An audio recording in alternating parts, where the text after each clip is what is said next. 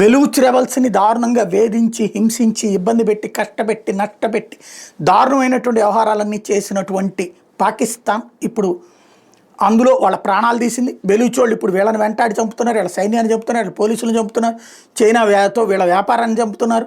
వీళ్ళు ఏదైతే సిపెక్ రోడ్డును దెబ్బతీస్తున్నారు, ఆర్థికంగా కుంగదీస్తున్నారు. దీంతో పాకిస్తాన్లో పెట్టుబడి పెట్టడానికి ఎవరు రావట్లేదు.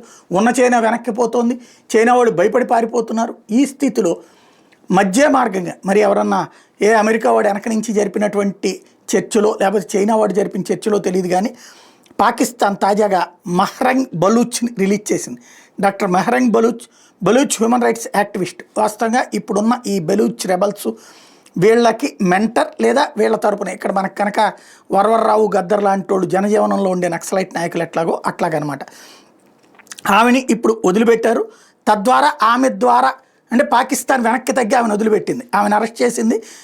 ఇప్పటిదాకా ఆ కారణాల మీదనే ఏది పాకిస్తాన్ సైన్యం మీద దాడి బేస్ చేసుకుని ఇప్పుడు మారిందనమాట.